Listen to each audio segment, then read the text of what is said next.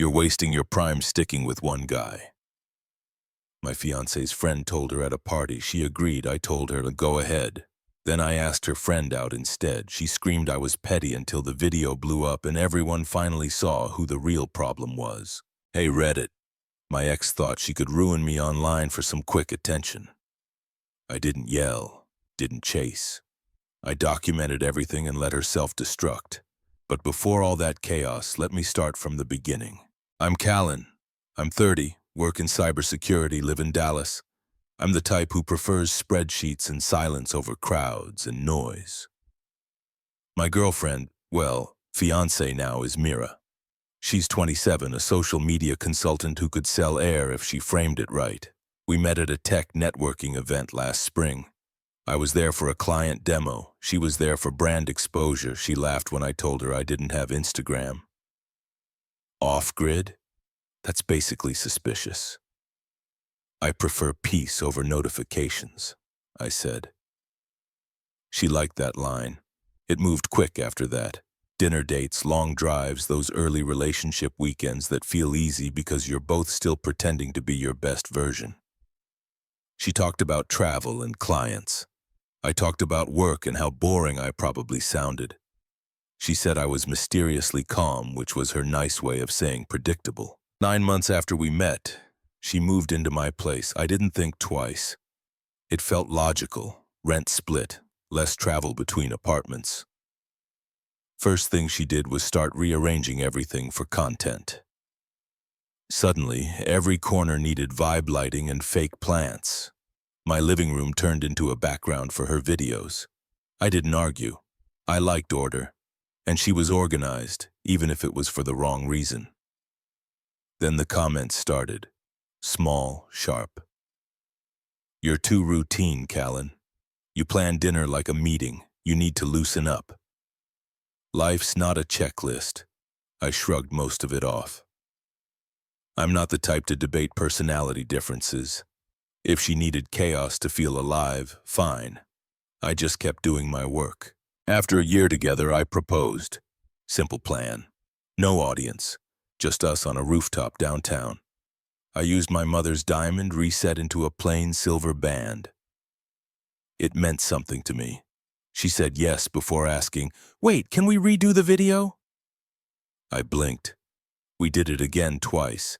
The third take made it to her story with a caption about manifesting forever. That's when I first felt something wrong. She cared more about the recording than the moment. Her best friend Belle showed up soon after.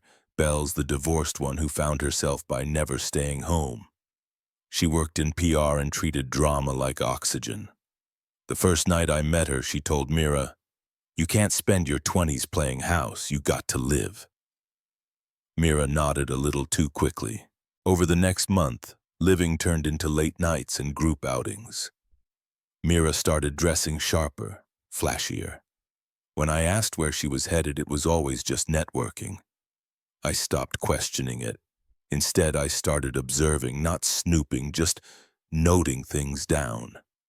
When she said she was at dinner, I checked the time she posted stories. When she said she was exhausted from meetings, her location tag said downtown rooftop. I didn't react. I just stored information.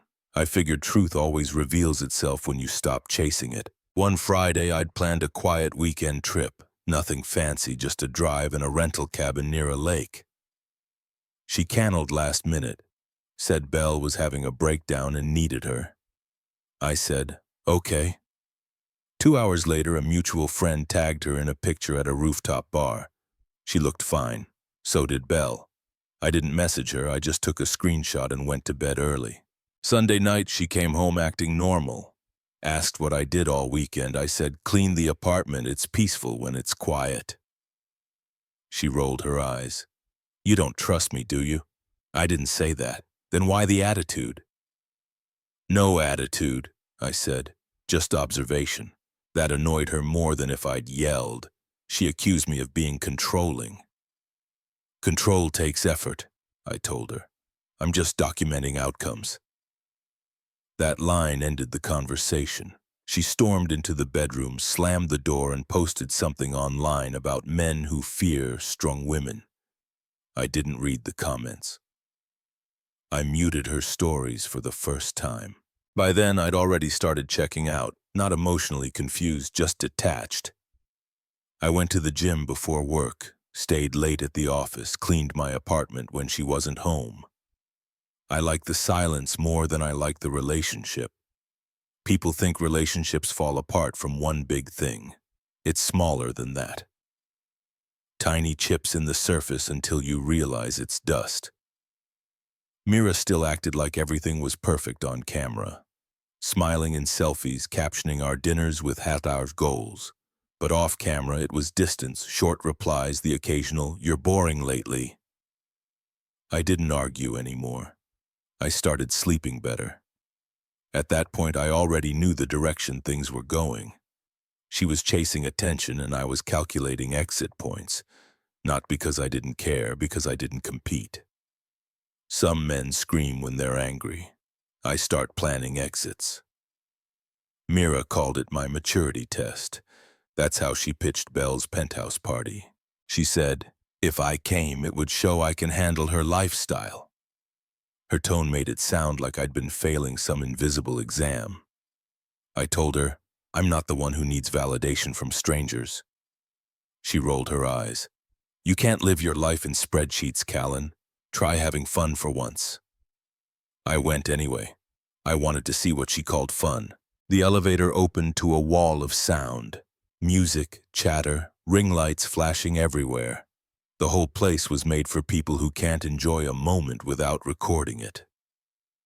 Half the guests looked like they'd come straight from a clothing ad. The other half like they were auditioning for one. I scanned the room for an escape route, found the kitchen. It was quieter, less crowded, fewer phones pointing around. I poured myself a soda and leaned against the counter. From there, I could see Mira making her entrance. She looked flawless. Hair done, makeup perfect, everything coordinated. She knew it too. She floated through the crowd, hugging people, doing that half laugh that sounded rehearsed.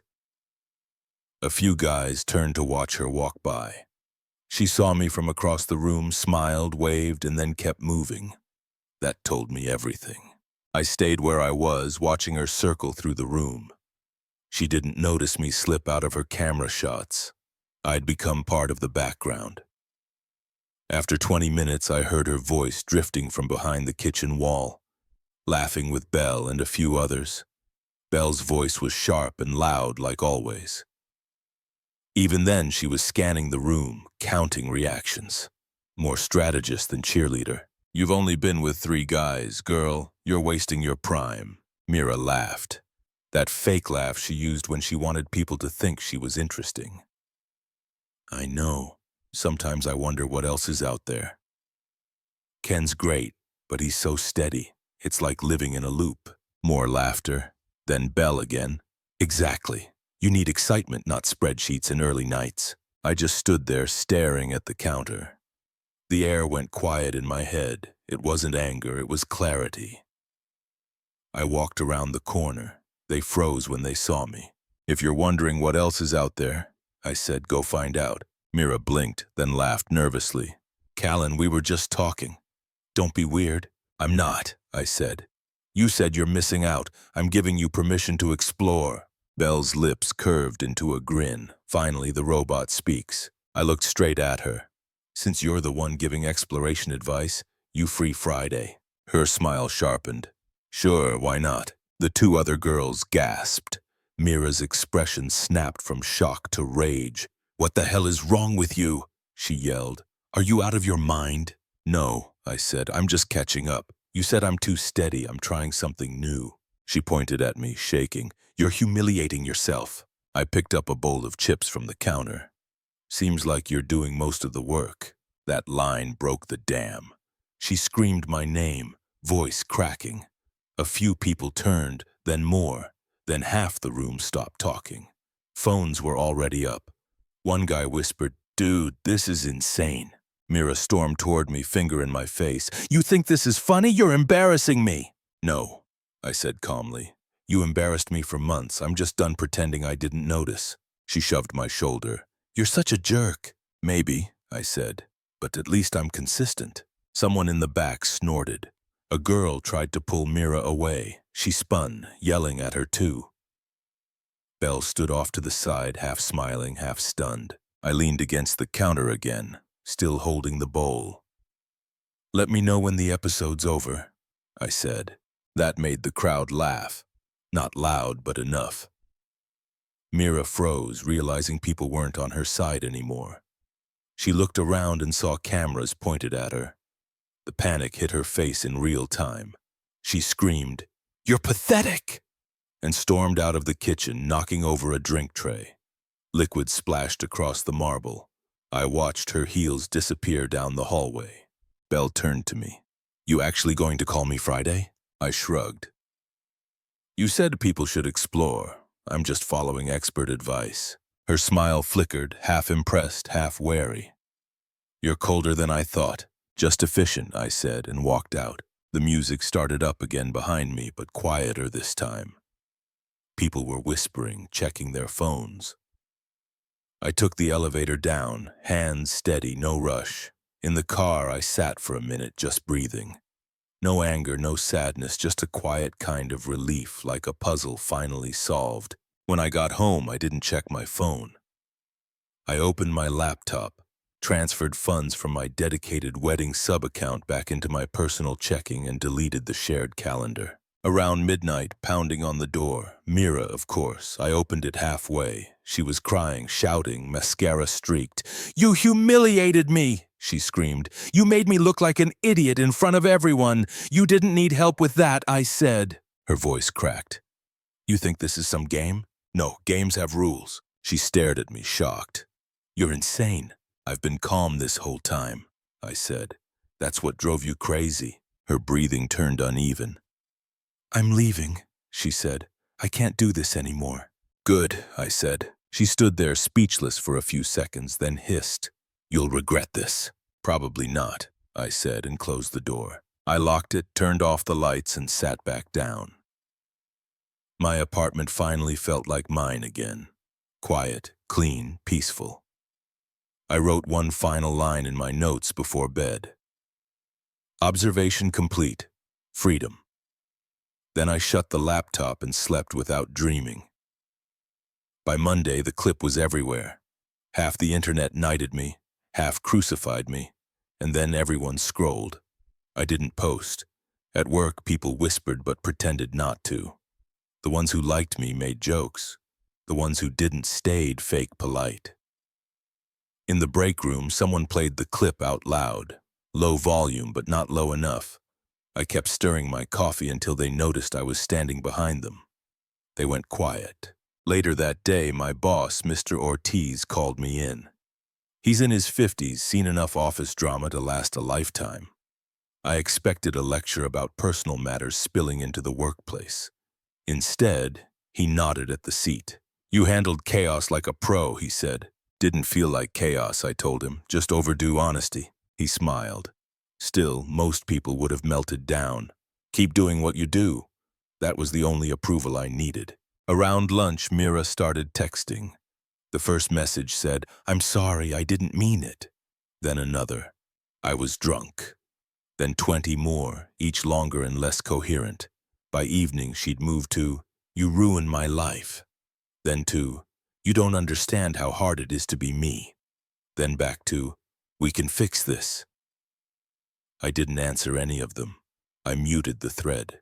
That afternoon, she decided to come to my office instead. She showed up crying, makeup running right through the glass doors. My coworkers froze. "Callan, please," she said loud enough for everyone to hear. "We need to talk." I stood up but kept my tone calm. "You shouldn't be here, Mara." "Why are you being like this?" she shouted. I nodded toward the lobby. "Security will walk you out." She blinked like she couldn't process it.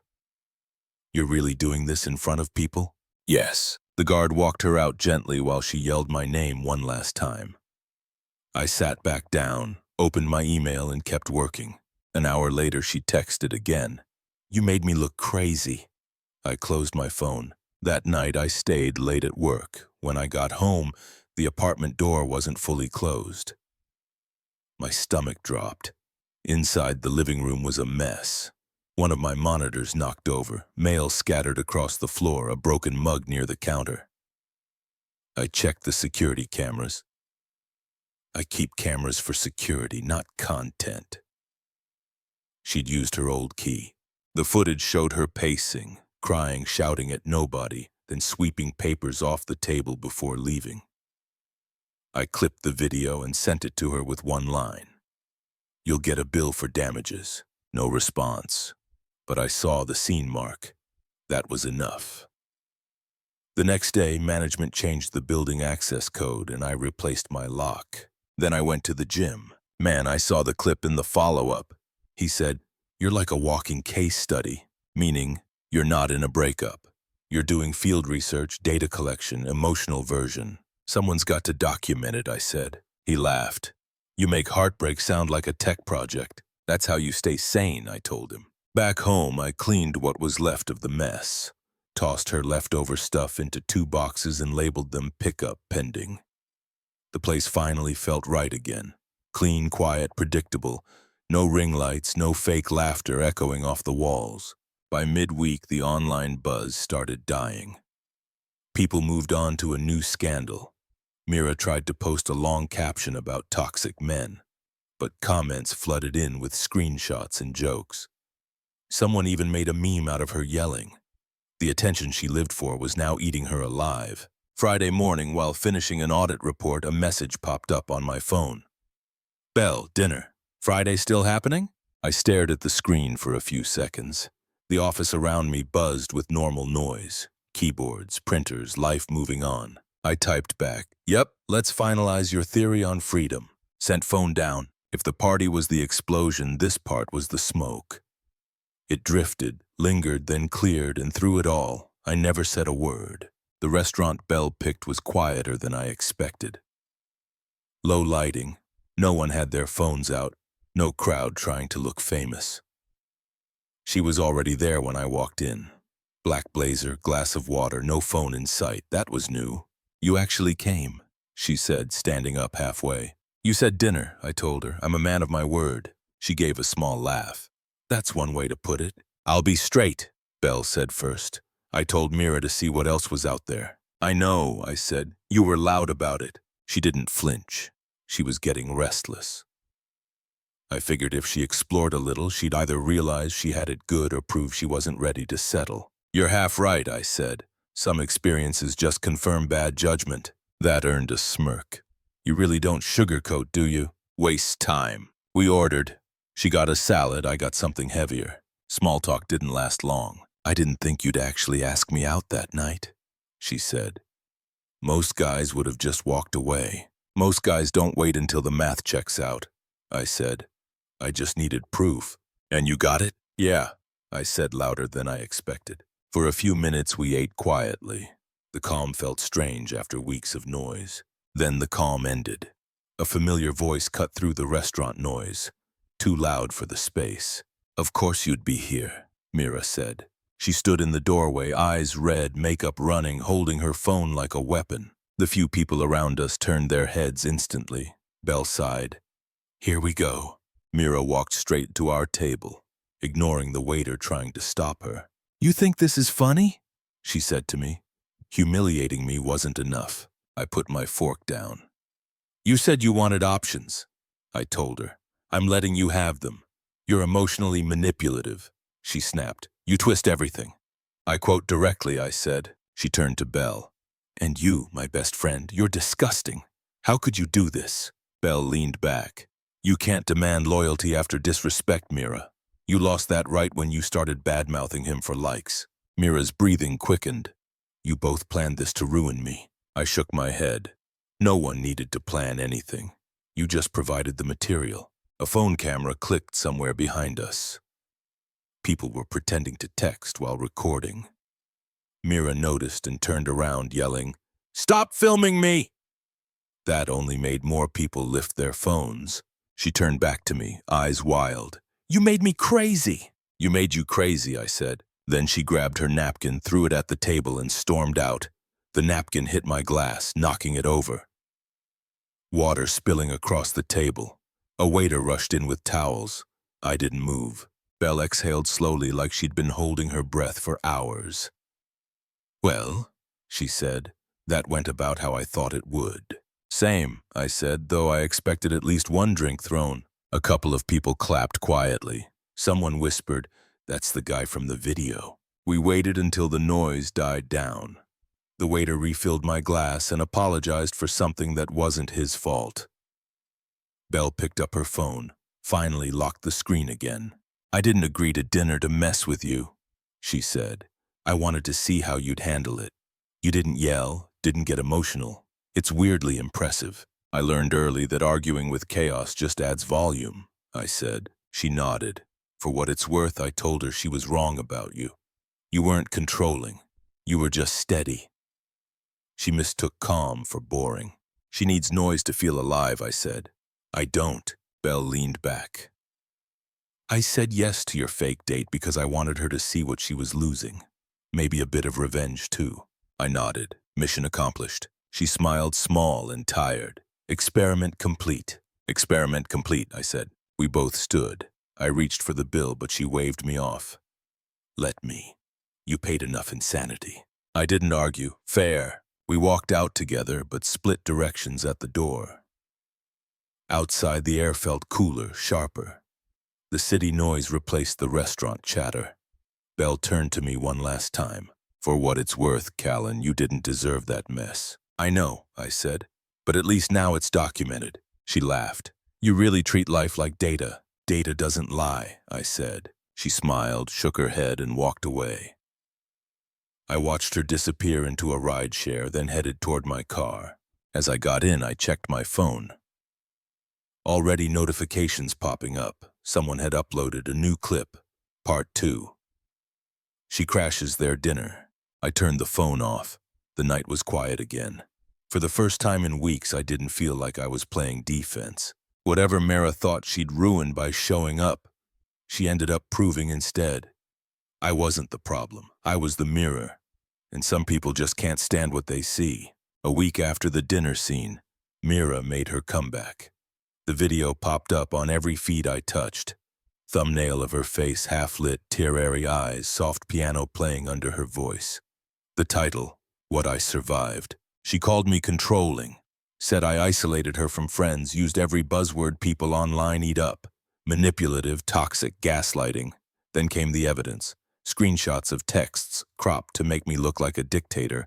One showed me saying, "We'll talk later." The part she cut out was her lying about where she'd been that night. Another said, "I'm not interested in your excuses." She left out the paragraph above it, her bragging about networking with guys at 3 a.m. It spread fast.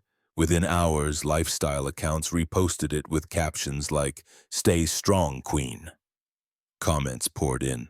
"She's so brave for speaking up. Red flags all over." Then a few people chimed in. "Wasn't she the one who cheated? Didn't she scream at him in public?" I didn't respond. I didn't even finish the video. I tossed my phone on the counter and went to the gym. By Monday morning, it reached work.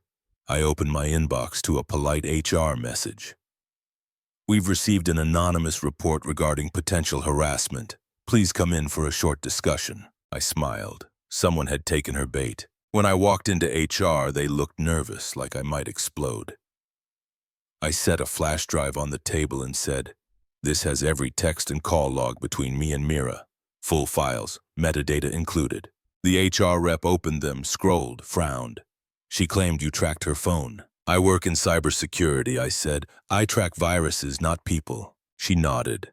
After a short review, HR cleared me later that afternoon. By Wednesday, the noise online got worse. Mira's video hit 100,000 views. Her followers flooded her comments with support. She'd found her audience, but something started cracking. People were asking for proof. One comment read, "If he was abusive, why was she begging him back last month?" That afternoon, I got a letter from a lawyer claiming representation for Mira. It said she was owed half our joint wedding savings and compensation for emotional distress. That made me laugh out loud. There was no joint anything. She never paid a cent toward the wedding fund. The ring was purchased solely by me. Receipts are in my name. I called my lawyer, dropped off a folder with every receipt, transfer, and invoice. She's trying to build leverage, he said. She's trying to bluff, I corrected. We sent one email to her attorney. All financials are separate. Attempting to claim otherwise constitutes fraud. Supporting documents attached. A few hours later, I got a text from Mira herself. We don't have to make this ugly. Let's settle privately. I replied once. Already did. It's called evidence. By Friday, the tide shifted. A journalist who'd run her story reached out to verify context. I sent them unedited screenshots, full conversations showing where she'd trimmed my replies. I didn't add commentary, just the data. 2 days later, her article vanished. In its place was a short line.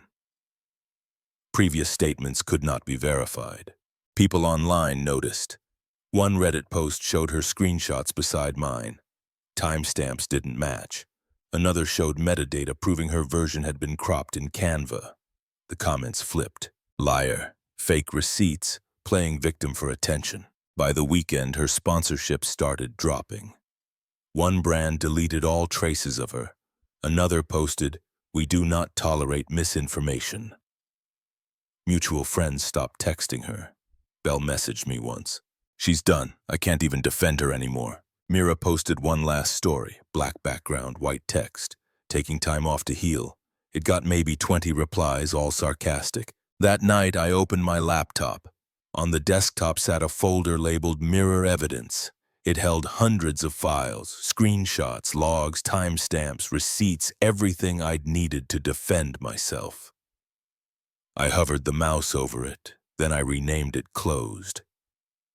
I deleted the backup copy and kept the master for records. I didn't post a quote. I didn't celebrate. I just leaned back, closed my eyes, and let the silence stay. For about a week, Mira went silent. No posts, no stories, no cryptic quotes. For someone who'd lived online every day for years, that silence was louder than anything she'd said before. The internet moved on fast. New gossip, new scandals. I almost thought she'd finally accepted defeat. Then one night she came back. The first post was a black and white selfie of her crying.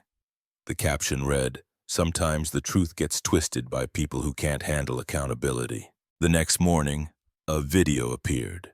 Shot in her car, shaking slightly as she wiped fake tears and blamed online hate. She said people had taken things out of context, that she was the real victim. Her followers weren't buying it anymore. "Didn't you fake screenshots? You're embarrassing yourself. You're not a victim. You just lost." She tried turning off comments, but screenshots spread everywhere. Then came a half-hearted healing post with candles and quotes about self-worth. That one flopped too. Her next move was tagging me again. Captions about toxic men who hide behind logic and silent manipulators. Each one tagged my name, hoping I'd bite. I didn't even look directly at them. I stayed quiet. By the 5th post, she was unraveling. People could see it. A few nights later, I was finishing a late workout. The gym was nearly empty, just a few regulars and the hum of treadmills. I had just finished a set when I caught her reflection in the mirror behind me. She was holding her phone out, already recording, wearing that expression halfway between anger and performance. "You ruined my life!" she yelled, her voice echoing against the walls. "Admit what you did to me!" Everyone in the room froze. The music stopped. A couple of phones came out. People love a scene. I set the weights down, turned around, and looked straight at her. "For the record," I said, keeping my tone level, "this is harassment." Then I looked directly into her camera lens. "You need to leave." She stepped closer. "You can't hide behind that calm act forever. Everyone knows what you did." "I know exactly what I did," I said. I stopped responding to nonsense. I walked toward the front desk. She followed, still recording, shouting about toxic masculinity and revenge. The staff looked horrified. I told the manager, "She's filming members without permission. Your policy bans it. Call security." Security came fast. I grabbed my bag, walked right past her mid-rant, and didn't look back. By morning, the clips were everywhere. Different angles, multiple captions. Some said, "Girl loses it at gym." Others said, "That's the calmest man alive."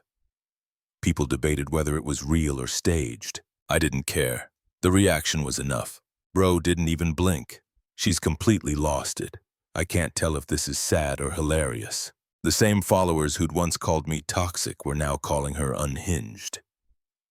I didn't post anything, didn't gloat. I just went to work like usual. A few hours later, Belle texted me. She's gone off the deep end. I told her to stop. She doesn't listen. She's burning everything left. Then a second message followed. You didn't hear this from me, but I still have that voice note she sent back in March. The one where she bragged about pushing you for engagement. I didn't reply, but I knew what she meant. That clip existed, and if Belle was tired enough, she'd use it. The next morning, it leaked. Someone uploaded it to a gossip forum. A 30-second voice note of Mira laughing with friends. If I push him hard enough, he'll snap. People love watching men break down. That's how you get engagement. It was her voice. No editing, no denials possible. The post spread like wildfire. Within hours, it hit every platform. Headlines followed. Influencer caught fabricating abuse, narrative leaked audio exposes fake victim story. Her entire narrative collapsed overnight. Her followers turned instantly. Comments under her old videos filled with disgust. You tried to ruin an innocent guy for views. You need therapy, not followers. Apologize publicly or disappear. Brand deals dropped one by one. A few even released statements about integrity and transparency. She went live once to explain, but ended up crying and blaming toxic media. No one cared. 3 days later, she showed up again, this time in my office parking lot. She wasn't dressed for a show anymore. No makeup, no filters, just a hoodie, messy hair, and puffy eyes. "Callan," she said, voice shaky. "Please, I never wanted this. They twisted everything. I was just trying to protect myself." She started crying harder. "Everyone hates me now. I can't go online without getting death threats. You don't know what this feels like." I stood there, hands in my pockets. "You wanted attention," I said quietly. "You got it. Now live with it." She froze. "You're really just going to walk away after everything?" "Yeah," I said, "that's the point." Security, already watching the cameras, came out again. She screamed, "You ruined my life!" As they led her off the property, people from other offices had stepped outside, watching silently. No one helped her. No one defended her. I went back inside and sat at my desk. My inbox was full, but I didn't feel like checking anything. Mr. Ortiz stopped by a few minutes later. "You good?" he asked. "Always," I said. He nodded. "Handled like a professional again." That night, I got home, scrolled once through the trending page and saw her name again. Disgraced influencer confronts ex in parking lot. The clip already had 1 million views. I watched 10 seconds of it, then shut my phone off. A message from Nate came in later. "It's over, man," I replied. "Data confirmed." Then I slept better than I had in years. She burned herself chasing light. I just stepped out of the fire. 6 months later, my life was quiet again. Not the kind of quiet that feels empty, the kind that feels earned. The new apartment was smaller but perfect. Clean lines, no clutter. The kind of place that stays the same way you left it. I woke up early now, worked out before sunrise, cooked my own breakfast, and actually tasted it. No more notifications lighting up my mornings, no more second-guessing every word I said. Work was steady. If anything, the whole storm had boosted my reputation. Mr. Ortiz had made me lead on a new project, said I'd proven leadership under pressure. The irony wasn't lost on me. Handling a public meltdown apparently qualified as crisis management experience. I mentored a few new hires now, mostly younger guys who still thought drama made life interesting. One of them, Jordan, asked me once, "Man, how'd you stay so chill through all that?" I just said, "Screenshots and sleep." He laughed, but I meant it. Sometimes I'd get random DMs from strangers, people who'd seen clips from the chaos months back. Most said things like, "You handled that perfectly." A few sent thanks for proving that calm isn't weakness. I never replied, but I read them all. It was strange knowing people had watched my private disaster like a movie. The gym staff still talked about the night she showed up. But even that story was fading. The clip had been reposted so many times that new viewers thought it was staged. I didn't correct anyone. Let them think whatever made sense. Kira had been around through it all. Nate's sister, quiet, grounded, smart. She checked in during the case. Usually with short messages like, "You eating today?" Or, "Don't forget the world's bigger than her." Nothing heavy, no pity. After things settled, we started grabbing coffee on Sundays. No pressure, no flirting at first, just normal conversation. She worked in design, hated social media, loved hiking. We talked about dumb stuff, bad movies, traffic, why gym mirrors always look like interrogation lights. She made me laugh more than I expected. One afternoon, sitting outside a cafe, she said, "So do people still recognize you from the whole saga?" "Sometimes," I said, "mostly online. Real life moves on faster." "Good," she said. "The internet doesn't deserve sequels." That line stuck with me. There was no rush with her, no image to manage. We didn't post pictures, didn't announce anything, it just fit. Every once in a while, I'd see a mention of Mira online buried under unrelated posts. She'd tried to rebrand about 2 months after her public collapse. New username, new bio. Healing coach, mental health advocate, helping others find peace. The first video she posted under that name was an apology, or her version of one. She said she'd let pain speak louder than truth, that she'd been guided by bad friends. The comments destroyed her. "Girl, please just stop lying, still blaming everyone else, huh?" She deleted it within a day. Then came the motivational quotes, black and white text on beige backgrounds. "Your scars tell your story. Sometimes falling apart is the first step to becoming whole." Every post got fewer likes. The comments turned cruel. People don't forgive easily when they've been played. Eventually, her account disappeared altogether. No big goodbye, no final message, just gone. I figured she'd either changed her name again or finally logged off for good. Either way, it wasn't my problem. Work kept me busy. My team started calling me the calm tech after I handled another client crisis without raising my voice. It stuck as a running joke. I didn't mind.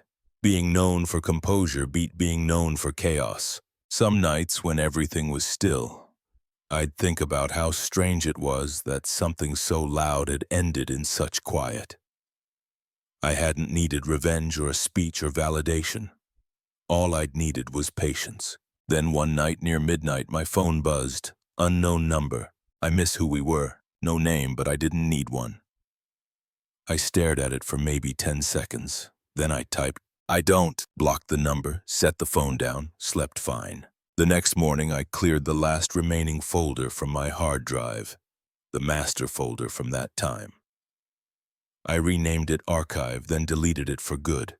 Kira texted that morning. "Coffee later?" I sent back. "Yeah, my treat." At the cafe, she noticed I looked lighter. "You finally let go?" she asked. "Yeah," I said. Deleted the past. She grinned. "Feels good, doesn't it? Like rebooting a system that used to glitch every 5 minutes." We sat there quietly for a while, sunlight hitting the table just right. No noise, no cameras, no pretending. I realized then that the best revenge wasn't exposing someone or proving a point.